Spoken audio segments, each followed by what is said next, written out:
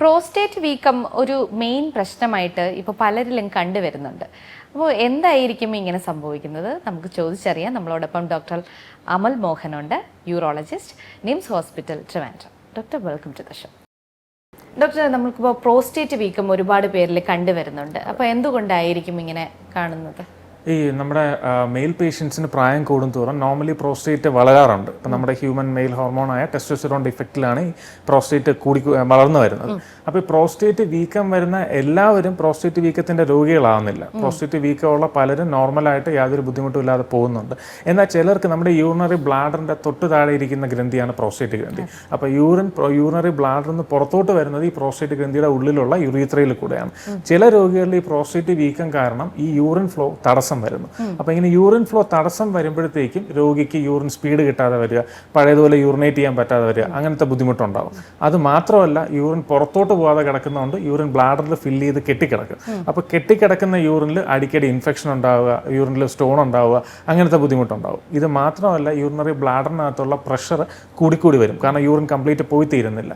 അപ്പോൾ ഈ കൂടി വരുന്ന പ്രഷർ പതിയെ ബ്ലാഡറിൽ നിന്ന് നമ്മുടെ കിഡ്നീസിലോട്ടും ഈ പ്രഷർ ബാക്ക് പ്രഷറായിട്ട് പോകും. അപ്പം അങ്ങനെ ഈ പതിയെ ഇതിൽ ഒരു ശതമാനം രോഗികളിലോട്ട് ഇത് കിഡ്നി ഫെയിലിയറിലോട്ടും പോകും. അങ്ങനത്തെ ഒരു അസുഖമാണ് ഈ പ്രോസ്റ്റേറ്റ് ഹൈപ്പർപ്ലേസിയ. നമ്മൾ ബിനൈൻ പ്രോസ്റ്റേറ്റ് ഹൈപ്പർപ്ലേസിയ എന്ന് പറയും, കോമണസ്റ്റ് ആയിട്ടുള്ള പ്രോസ്റ്റേറ്റ് വീക്കം. അപ്പോൾ അതിനൊരു ഡെഫിനറ്റീവ് ആയിട്ടൊരു കോസ് ഇല്ല. യൂഷ്വലി ഏജ് അഡ്വാൻസ് ചെയ്യുമ്പോഴാണ് ഈ പ്രോസ്റ്റേറ്റ് വീക്കം ഇങ്ങനെ വന്നുകൊണ്ടിരിക്കുന്നത്. ഓക്കെ, അപ്പോൾ ഏജ് വെച്ചിട്ടാണ് വരുന്നത്. ഏജ് ആണ് കോമണസ്റ്റ് ആയിട്ടുള്ളത്. ഏത് ഏജ് മുതലായിരിക്കും നമുക്ക് ഇത് കോമൺലി സ്റ്റാർട്ട് ചെയ്യുന്നത്? കോമൺലി നമ്മൾ കാണുന്നത് ഒരു 60 ഇയേഴ്സിന് എബോവ് ആണ്. 60 ഇയേഴ്സ് തൊട്ടാണ് നമ്മൾ ഇത് സിംറ്റമാറ്റിക് ആയിട്ട് കാണുന്നത്. രോഗികളിൽ ഇത് കാരണം ബുദ്ധിമുട്ടുണ്ടായി തുടങ്ങി വരുന്നത്. പ്രോസ്റ്റേറ്റ് വളർച്ച ഒരു കണ്ടിന്യൂസ് ആയിട്ടുള്ള പ്രോസസ്സാണ്. പക്ഷേ യൂഷ്വലി സിംറ്റംസ് വരുന്നത് 60 ഇയേഴ്സ് എബോവ് ആയിട്ടാണ് വരുന്നത്.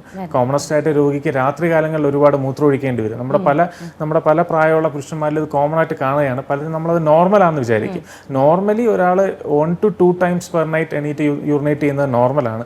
2 times എബോവ് യൂറിനേറ്റ് ചെയ്യുന്നത് അബ്നോർമലാണ്. അപ്പോൾ നമ്മൾ അത് ഈ പ്രോസ്റ്റേറ്റ് വീക്കം മാത്രമല്ല, പല കാരണങ്ങളുണ്ട്. പ്രോസ്റ്റേറ്റ് വീക്കം അതിനുള്ളൊരു കോമണസ്റ്റ് കോസാണ്. അപ്പോൾ അങ്ങനെയുള്ള രോഗികളിൽ നമ്മൾ ഇത് ഇവാലുവേറ്റ് ചെയ്ത് ഇത് കണ്ടുപിടിക്കുന്നതായിരിക്കും അതിൻ്റെ ട്രീറ്റ്മെൻറ്റ് ഏർലിയസ്റ്റ് ആയിട്ട് തുടങ്ങാൻ ഉപകരിക്കുക. നല്ലത്. ഓക്കെ, ഈ ഒരു പ്രോസ്റ്റേറ്റ് വീക്കം ഇവർക്ക് ഈ ഒരു 60+ ഇയേഴ്സ് ഉള്ള ആളുകൾക്ക് വരുന്നതിന്റെ റീസൺ വേറെ എന്തെങ്കിലും? അങ്ങനെ ഒരുപാട് പല റീസൺ ഉണ്ടെങ്കിലും കോമണസ്റ്റ് ആയിട്ട് മെയിൽ ഹോർമോൺ തന്നെയാണ് അതിന്റെ റീസൺ ആയിട്ട് നമ്മൾ പറയുന്നത്. ഓക്കെ, അല്ലാതെ പ്രത്യേകിച്ച് നമ്മുടെ ഭക്ഷണമോ ഡയറ്റ് ലൈഫ് സ്റ്റൈൽ അതുമായിട്ടൊന്നും ബന്ധമില്ല. ഓക്കെ, ഇത് വന്നു കഴിഞ്ഞാൽ പിന്നെ മെഡിസിൻ എടുക്കണോ, എങ്ങനെയാണ്? അതാണ് ഞാൻ പറഞ്ഞ എല്ലാ പ്രോസ്റ്റേറ്റ് വീക്കത്തിനും മെഡിസിൻ എടുക്കേണ്ട കാര്യമില്ല. പ്രോസ്റ്റേറ്റ് നമ്മളിപ്പോൾ ഒരു സ്കാനിങ്ങിൽ പ്രോസ്റ്റേറ്റ് നമ്മൾ വീങ്ങിയിരിക്കുന്നതായിട്ട് കണ്ടു എന്ന് പറഞ്ഞ് മെഡിസിൻ എടുക്കേണ്ട ആവശ്യമില്ല.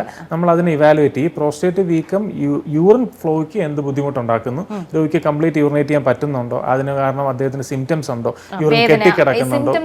സിംറ്റംസ് കോമണസ്റ്റ് ആയിട്ട് കാണുന്ന സിംറ്റമാണ് ഞാൻ ഈ പറഞ്ഞ രാത്രികാലങ്ങളിൽ ഒരുപാട് പ്രാവശ്യം മൂത്രം ഒഴിക്കാൻ വരുന്നത്. അതാണ് ആദ്യമായിട്ട് കാണുന്ന സിംറ്റം. പിന്നെ ഇദ്ദേഹത്തിന് ഈ രാവിലെ സമയത്തും ഇടയ്ക്കിടയ്ക്ക് മൂത്രം ഒഴിക്കേണ്ടി വരും. പിന്നെ യൂറിൻ്റെ സ്പീഡ് കുറയും. പിന്നെ യൂറിൻ ഇങ്ങനെ വിട്ട് യൂറിനേറ്റ് ചെയ്യേണ്ടി വരും. ഇന്റർമിറ്റൻസി നമ്മൾ പറയും. പിന്നെ യൂറിൻ ഒഴിക്കാൻ നമ്മൾ അറ്റംപ്റ്റ് ചെയ്താൽ കുറച്ച് സമയം ഒരു പോസ് എടുത്തിട്ട് യൂറിൻ ഒഴിക്കാൻ പറ്റുള്ളൂ, ഹെസിറ്റൻസി എന്ന് പറയും. അങ്ങനത്തെ സിംറ്റംസ് ആണ് നമ്മൾ കോമണസ്റ്റ് ആയിട്ട് ഇവരിൽ കണ്ടുവരുന്നത്.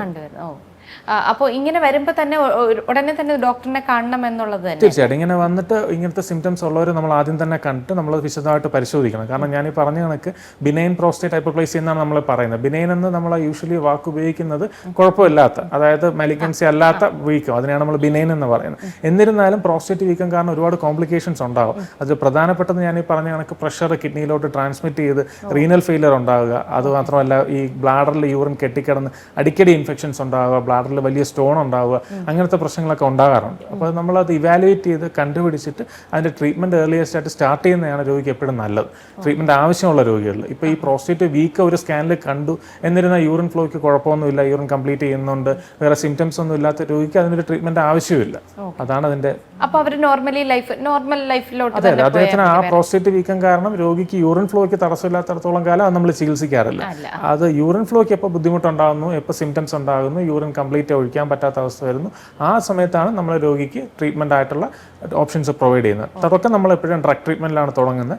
ഡ്രഗ് ട്രീറ്റ്മെന്റിൽ നിൽക്കാതെയും അല്ലെങ്കിൽ കോംപ്ലിക്കേഷൻസ് ഒക്കെ ഉള്ള പേഷ്യൻസിനാണ് നമ്മൾ സർജറി അഡ്വൈസ് ചെയ്യുന്നത്. ഫുഡിൽ എന്തെങ്കിലുമൊക്കെ മാറ്റങ്ങൾ വരുത്തേണ്ട കാര്യമുണ്ടോ? ഫുഡുമായിട്ട് അങ്ങനെ ബന്ധം വരുന്നില്ല. ഓക്കെ, അപ്പോൾ ഈ ഒരു പ്രോസ്റ്റേറ്റ് വീക്കം ഉള്ള ആൾക്കാർ കൂടുതലും ശ്രദ്ധിക്കേണ്ടത് ഇതാണ്, ഈ ഒരു സിംറ്റംസ് കാണുമ്പോൾ നമ്മൾ ഇവാലുവേറ്റ് ചെയ്യണം, ഉടനെ തന്നെ ഡോക്ടറിനെ പോയി കാണണം. അങ്ങനെ ഡോക്ടർ, അപ്പോൾ ഈ ഒരു പ്രോസ്റ്റേറ്റ് വീക്കം വന്ന ഒരാൾക്ക് എന്തൊക്കെ ട്രീറ്റ്മെന്റ് ആണ് കൊടുക്കുന്നത്? കൊടുക്കുന്നത്? നമ്മൾ പ്രോസ്റ്റേറ്റ് വീക്കത്തിൻ്റെ ട്രീറ്റ്മെൻറ്റ് ഇനിഷ്യലി നമ്മൾ മെഡിക്കൽ തെറാപ്പി ആയിട്ട് തന്നെയാണ് തുടങ്ങുന്നത്. പ്രോസ്റ്റേറ്റിൻ്റെ ചുരുക്കാനും പ്രോസ്റ്റേറ്റിൻ്റെ ആ ഒരു സ്പാസം കുറച്ച് യൂറിൻ ഫ്ലോ കൂട്ടാനുമുള്ള മെഡിക്കേഷൻസ് ആണ് യൂഷ്വലി നമ്മൾ ആദ്യം തുടങ്ങുന്നത്. അപ്പോൾ പല രോഗികളിലും ഈ മെഡിക്കേഷൻസ് വളരെ ഇഫക്റ്റീവാണ്. അവരുടെ സിംറ്റംസ് കൺട്രോൾ ചെയ്ത് അവർക്ക് വളരെ കാലം യാതൊരു ബുദ്ധിമുട്ടും ഇല്ലാതെ പോകാൻ പറ്റും. എന്നാൽ ചില രോഗികളിൽ നമ്മൾ എത്ര മെഡിക്കൽ തെറാപ്പി കൊടുത്താലും രോഗിയുടെ സിംറ്റംസ് മാറാതെ വരിക, യൂറിൻ കംപ്ലീറ്റ് ആയിട്ട് ഒഴിച്ച് തീരാൻ പറ്റാതെ യൂറിൻ കെട്ടിക്കിടന്ന് ഞാൻ പറഞ്ഞ കോംപ്ലിക്കേഷൻസ്, സ്റ്റോൺ ഫോം ചെയ്യുക, അല്ലെങ്കിൽ പ്രഷർ കിഡ്നിയിലോട്ട് പോവുക, ബ്ലാഡർ വീക്കം വരിക, അങ്ങനത്തെ അവസ്ഥകൾ വരുമ്പോഴത്തേക്കാണ് നമ്മൾ രോഗിക്ക് സർജറി അഡ്വൈസ് ചെയ്യുന്നത്.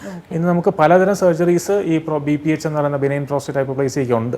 നമുക്ക് രോഗിക്ക് മുറിവൊന്നും ഇല്ലാതെ എൻഡോസ്കോപ്പി വഴിയാണ് നമ്മൾ കോമണസ്റ്റ് ആയിട്ട് ഇപ്പോൾ സർജറി ചെയ്യുന്നത്. അത് തന്നെ TURP എന്ന് പറഞ്ഞ കറണ്ട് ഉപയോഗിച്ച് ചെയ്യുന്ന സർജറി ഉണ്ട്.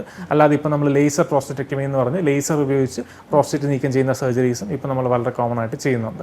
ഇതെല്ലാം രോഗിക്ക് വളരെ ബുദ്ധിമുട്ടുണ്ടാക്കാതെ നമ്മൾ എൻഡോസ്കോപ്പി വഴി ചെയ്യുന്നതായതുകൊണ്ട്, മുറിവില്ലാത്തതായതുകൊണ്ട് കീ ഹോൾ അല്ല, എൻഡോസ്കോപ്പിയാണ്. നമുക്ക് മുറിവേയില്ലാത്ത രീതിയിൽ മൂത്രനാളി വഴിയാണ് ചെയ്യുന്നത്. അപ്പോൾ അതുകൊണ്ട് തന്നെ രോഗിക്ക് പെട്ടെന്ന് നമുക്ക് തിരിച്ച് പഴയ ലൈഫിലോട്ട് പോകാനും ജോലിക്ക് പോകാനും ഒന്നും യാതൊരു ബുദ്ധിമുട്ടും ഇല്ലാത്ത രീതിയിലാണ് ഇപ്പോൾ ചെയ്യുന്നത്. ഓക്കെ, അപ്പോൾ ട്രീറ്റ്മെന്റിന്റെ ബേസിലും ആരും ഒന്നും പേടിക്കേണ്ട കാര്യമില്ല അല്ലേ? ഒരു പ്രോസ്റ്റേറ്റ് വീക്കം പല രീതിയിലും നമുക്ക് ചികിത്സിക്കാൻ പറ്റും. ഓക്കെ, അപ്പോൾ പ്രോസ്റ്റേറ്റ് വീക്കമാണ്. ഇതിനെ നമുക്ക് പൂർണ്ണമായിട്ടല്ലെങ്കിലും മെഡിക്കേഷൻ വഴിയായിരുന്നാലും നമുക്ക് ട്രീറ്റ്മെന്റ് ഉണ്ട്.